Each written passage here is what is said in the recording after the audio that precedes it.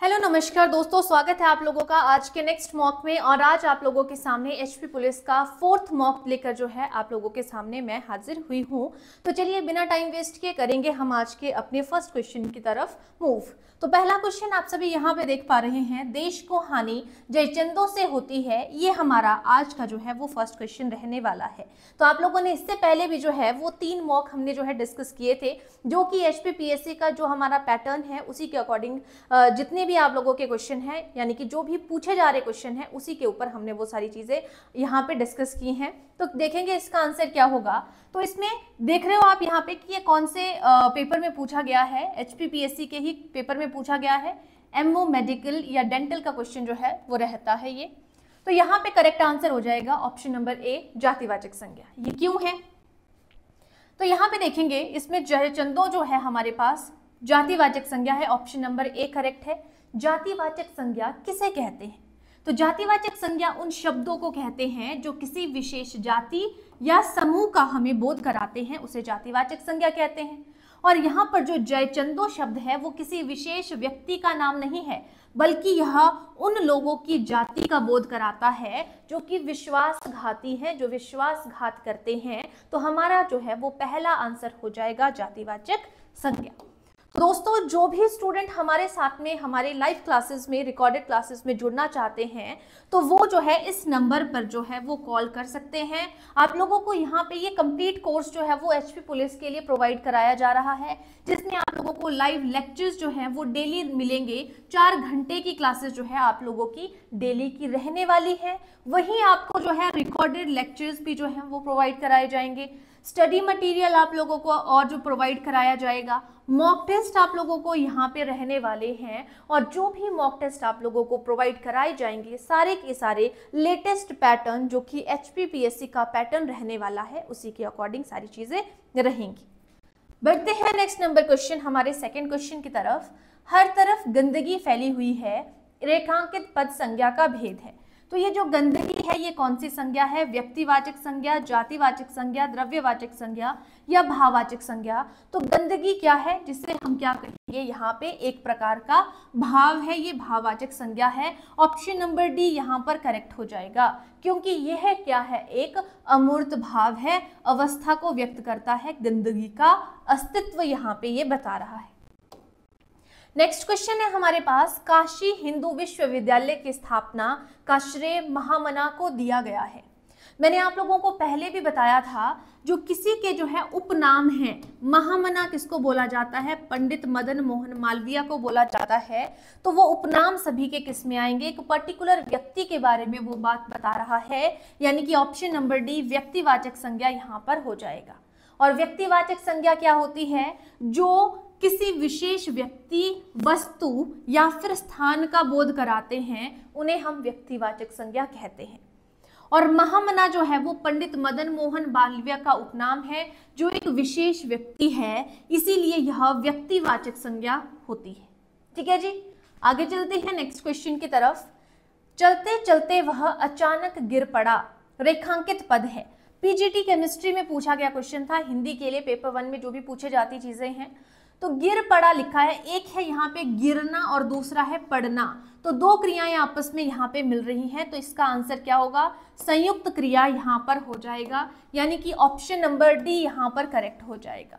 जब किसी वाक्य में, हमने बहुत बार ये क्वेश्चन डिस्कस किया है कि 2 या 2 से अधिक क्रियाएं मिलकर एक ही कार्य को पूरा करती हैं, उसे संयुक्त क्रिया कहा जाता है। जैसे चला गया, दिखाई दिया, आना पड़ा, गिर पड़ा, ये सारे किसके एग्जाम्पल हैं? संयुक्त क्रिया के एग्जाम्पल हैं। यहाँ पे गिर पड़ा जो है वो संयुक्त क्रिया, यानी कि गिरना और पड़ना 2 क्रियाएं मिलकर जो है यहाँ पे इस चीज के बारे में बताती।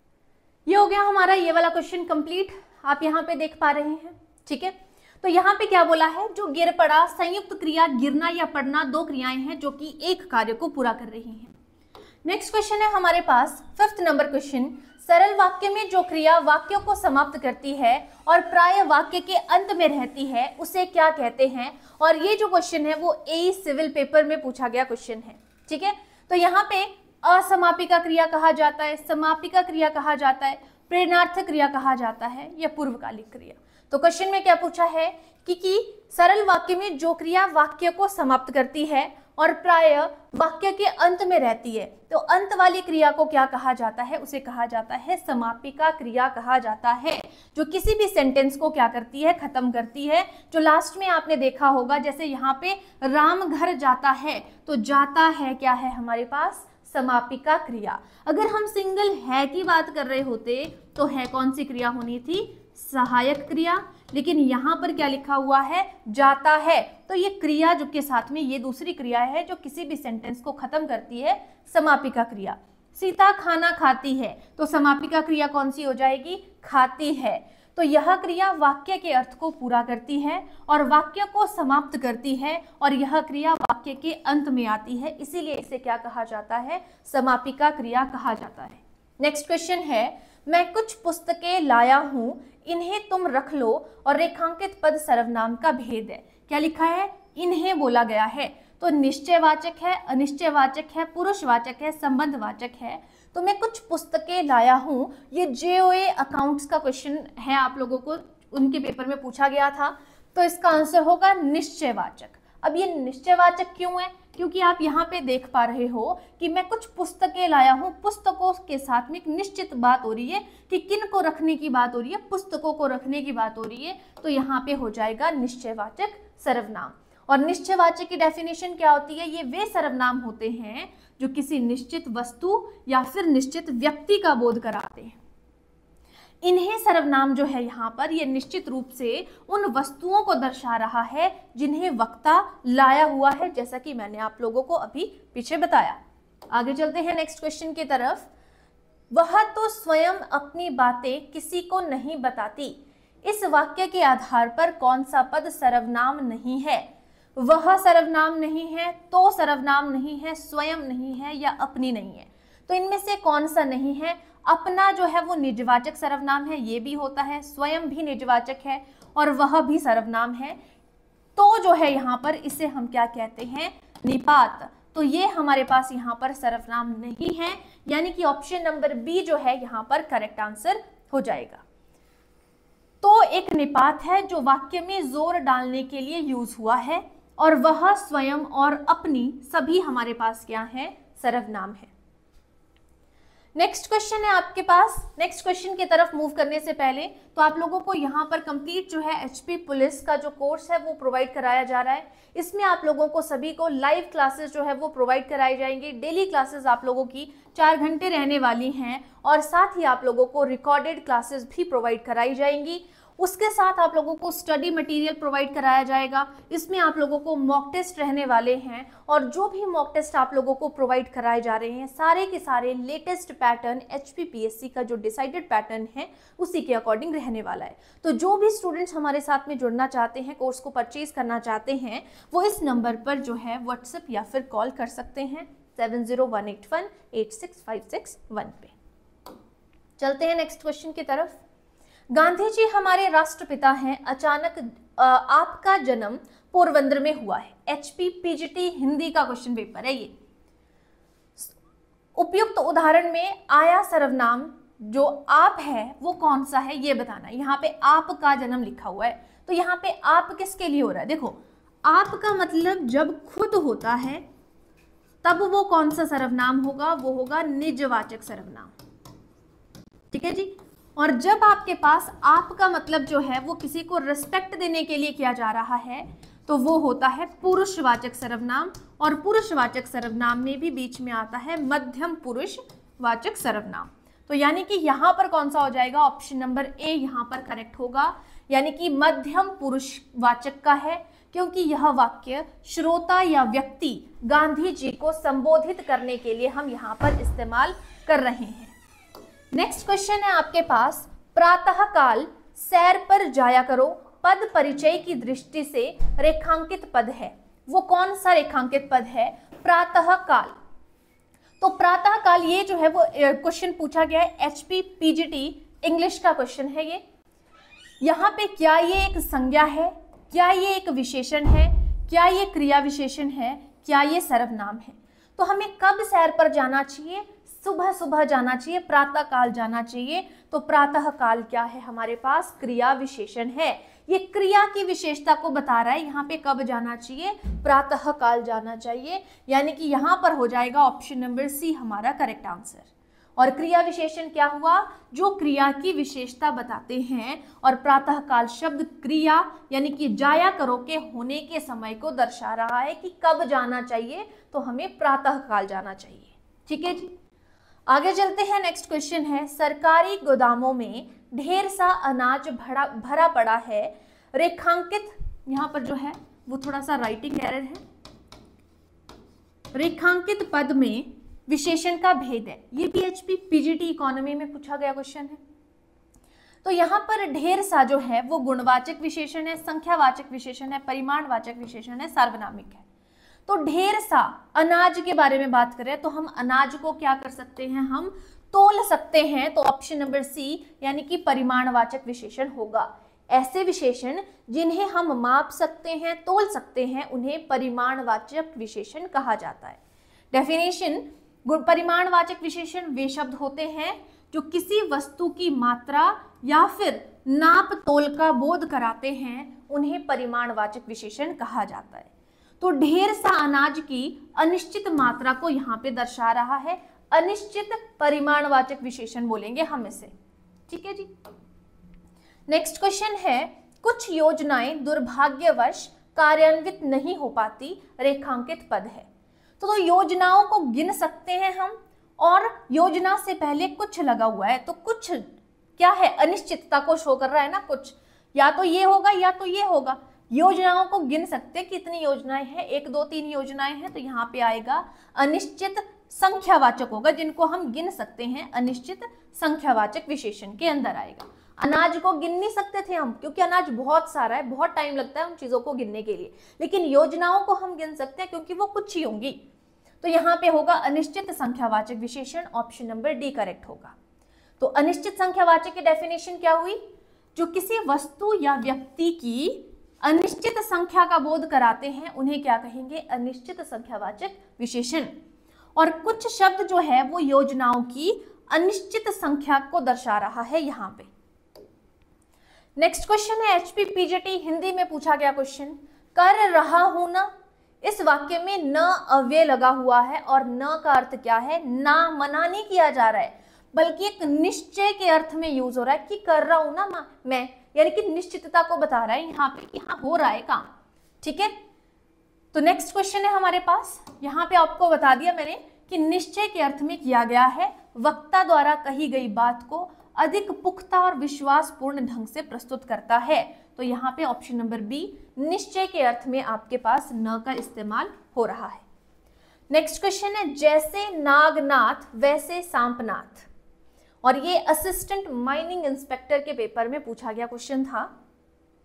तो इसका मतलब क्या होता है, जब दोनों ही समान दुष्ट और भयंकर प्रवृत्ति के हो तो उनको बोला जाता है जैसे नागनाथ वैसे सांपनाथ। ठीक है जी, यानी कि यहाँ पे देखेंगे, यह लोकोक्ति उन व्यक्तियों या वस्तुओं को दर्शाती है जो स्वभाव और चरित्र में एक जैसे होते हैं, खासकर जो नकारात्मक रूप से हो, यानी कि नेगेटिव थिंकिंग रखने वाले लोग हो। जिस प्रकार नागनाथ और सांपनाथ दोनों ही सांप हैं और विषैले होते हैं, उसी प्रकार यह लोकोक्ति जो है वो समान रूप से दुष्ट व्यक्तियों को व्यक्त करने के लिए प्रयोग की जाती है। तो इसी तरह से हमारा आंसर क्या होगा, ऑप्शन नंबर सी, दोनों ही समान दुष्ट एवं भयंकर प्रवृत्ति के हैं। ठीक है, बाकी यहाँ पे आप इसका मीनिंग जो है बाकी देख सकते हैं। नेक्स्ट क्वेश्चन, जुतियां चटकाना मुहावरे का अर्थ है, पीजीटी केमिस्ट्री के पेपर में पूछा गया था। तो जुतियां चटकाना इसका अर्थ क्या है, जूतियां तोड़ना, बेकार में इधर उधर भटकना, या जूतियां मारना, या जूतियां चमकाना। तो जब हम व्यर्थ में कोई चीज कर रहे हैं, इधर उधर भटक रहे हैं, बेकार में इधर उधर भटकना, उसे कहा जाता है जूतियां चटकाना। यानी कि यह मुहावरा उस स्थिति को दर्शाता है जब कोई व्यक्ति बिना किसी उद्देश्य के या बेकार में इधर उधर घूमता रहता है, उसे हम क्या कहते हैं, जूतियां चटकाना कहते हैं। ठीक है, बाकी यहाँ पे इसका भी आप देख रहे हो कि कोई वास्तविक मीनिंग को दर्शा रहा है, कोई उसकी लिटरल मीनिंग को दर्शाता है। उपहास का पर्यायवाची क्या होता है? हम बोलते हैं ना कि हम वह उपहास क्यों उड़ा रहे हो, यानी कि क्या मतलब हुआ? पीजीटी केमिस्ट्री में पूछा गया क्वेश्चन था ये, तो उसका मतलब होता है मजाक उड़ाना, यानी कि यहाँ पर ऑप्शन नंबर सी करेक्ट होगा। उपहास का अर्थ होता है किसी का मजाक उड़ाना या हंसी करना। परिहास का अर्थ क्या होता है? मजाक या हंसी होता है, लेकिन यह उपहास से अलग होता है थोड़ा सा, ठीक है। इसमें किसी का अपमान नहीं होता है। जो परिहास होता है ना, इसमें किसी का अपमान नहीं होता है, ये याद रखिएगा। और विलास का अर्थ क्या होता है? आनंद या सुख होता है, जो उपहास का पर्यायवाची नहीं है। और उलाहना का अर्थ होता है शिकायत या दोषारोपण होता है, जो उपहास का ये भी पर्यायवाची नहीं है, ऐसा बोला है। लेकिन इनके मीनिंग बताएं कि विलास का अर्थ होता है आनंद और सुख, और उलाहना का अर्थ होता है किसी की शिकायत या किसी को दोषारोपण करना। उलाहना दे रहे हैं किसी को, उन पर दोषारोपण कर रहे हैं कि तुमने ये किया है, तुम्हारी वजह से ये चीज हुई है, ठीक है जी। तो यहाँ पे अगेन मैं आप लोगों को बताना चाहूंगी, जो भी इंटरेस्टेड स्टूडेंट है, जो कोर्स को परचेज करना चाहते हैं, आप लोगों को ये सारी की सारी चीज़ें, लाइव लेक्चर्स आप लोगों को डेली 4 आवर के रिकॉर्डेड क्लासेस प्रोवाइड कराई जाएंगी, लेक्चर्स और स्टडी मटेरियल आप लोगों को प्रोवाइड कराया जाएगा। मॉक टेस्ट आप लोगों को यहाँ पे रहने वाले हैं, सारे के सारे लेटेस्ट पैटर्न पर रहने वाले हैं। और इस नंबर के थ्रू ये सारी की सारी जानकारियाँ, आप कोर्स को ज्वाइन करना चाहते हैं तो इस नंबर पर व्हाट्सएप या फिर कॉल आप कर सकते हैं। नेक्स्ट क्वेश्चन है, किस विकल्प के सभी शब्द पर्याय के रूप में उपयोग में लाए जा सकते हैं? पर्याय का मतलब है पर्यायवाची, समान अर्थ वाले। एचपी पीजीटी हिंदी का क्वेश्चन पेपर है, क्वेश्चन में पूछा गया था। तो कौन सा है यहाँ पे देखेंगे, सारे के सारे ऑप्शंस हैं। यहाँ पे मीनिंग मैं आपको सबके बताऊंगी। ऑप्शन होगा आपका यहाँ पर बी ऑप्शन, ठीक है, आंसर हो जाएगा आपका बी ऑप्शन। लेकिन बाकी देखते हैं। आपके पास पूछा गया था, देखो सदन जो है वो घर को बोला, निलय है, निकेतन है, मंदिर है, धाम है, ये सभी किसको बोला जा रहा था? घर को बोला जाता था, ठीक है। फिर उसके बाद आ जाते हैं, जैसे समौर हो गया, बात हो गया, मरुत हो गया, पुरंदर हो गया, अनिल हो गया। इनमें बाकी सभी तो हमारे पास जो है अन्य शब्द किसके हैं? हवा के पर्यायवाची हैं। लेकिन ये जो यहाँ पर पुरंदर है, पुरंदर बोला जाता है, इंद्र को बोला जाता है, इस वजह से ये नहीं हुआ आंसर। हिमांशु, सारंग, मृगांकर, प्रभाकर, राकेश, इनमें से जो प्रभाकर है वो बोला जाता है, सूर्य को बोला जाता है। और अन्य सभी ये जितने आपको देखने को मिल रहे हैं ये चंद्रमा के पर्यायवाची हैं, ठीक है जी। नेक्स्ट क्वेश्चन था, यहाँ पे ऑप्शन थी इला, वसुधा, धरा, इप्सा, सौदामिनी। इप्सा होता है इच्छा का पर्यायवाची, और सौदामिनी है आपके पास बिजली का पर्यायवाची है, यानी कि सौदामिनी और इप्सा। इप्सा मतलब इच्छा, सौदामिनी मीन्स बिजली। तो ये बाकी जो ऑप्शन है ये किसके हैं? पृथ्वी के हैं, इसीलिए ये यहाँ पे इसका आंसर नहीं हुआ। यहाँ पे ये सारे के सारे जो है वो घर को बोला जाता था, तभी ये पर्यायवाची ऑप्शन ये होगी। नेक्स्ट क्वेश्चन है, कृष का विलोम शब्द है। एचपी पीजीटी हिस्ट्री में पूछा गया था। तो कृष का अर्थ क्या होता है? दृढ़ होता है, ये दृढ़ इस तरीके से लिखा गया है। स्थूल होता है, कठोर होता है, कृशाणु होता है, तो इसका आंसर होगा ऑप्शन नंबर बी, यानी कि स्थूल। कृष का अर्थ होता है दुबला, पतला या फिर कमजोर, और जो स्थूल है उसका अर्थ होता है मोटा या फिर भारी। नेक्स्ट क्वेश्चन है, य, र, ल, व किस वर्ग के व्यंजन हैं? उष्म है, अंतस्थ है, दंत्य है, तालव्य है। तो य, र, ल, व ये हैं आपके अंतस्थ व्यंजन। इनकी संख्या कितनी होती है? 4 होती है। तो जिन वर्णों का उच्चारण करते समय जीभ मुख के भीतरी भागों को मामूली सा स्पर्श करती है, और अर्थात जिनका उच्चारण स्वरों या व्यंजनों के बीच रहता हो, बीच में स्थित हो, उन्हें बोला जाता है अंतस्थ व्यंजन। और इनकी संख्या होती है 4, और य, र, ल, व होते हैं ये। इनके अलावा आपको ऑप्शन थी दी हुई उष्म की। उष्म का अर्थ होता है जहां पे उष्म मीन्स उष्मा, गर्मी फील हो जिनके उच्चारण में। तो जिन व्यंजनों का उच्चारण करते समय अथवा बोलते समय श्वास वायु मुख के विभिन्न भागों में रगड़ खाती हुई उष्मा के साथ में बाहर ध्वनि निकलती है, उन्हें उष्म व्यंजन कहते हैं। और आपके जितने भी श हैं और ह है ये आते हैं उष्म व्यंजन के अंदर। नेक्स्ट है दंत्य। दंत्य के अंदर आते हैं जो ता वर्ग है, यानी कि त, थ, द, ध, न, और उसके अलावा जो री है, इस तरीके से ल के नीचे री है, और स का उच्चारण स्थान दंत है। स का उच्चारण स्थान क्या है? दंत। इन सभी को दंत्य कहा जाता है और इनके उच्चारण में जिह्वा कहां से लगती है? दांतों से टच होती है।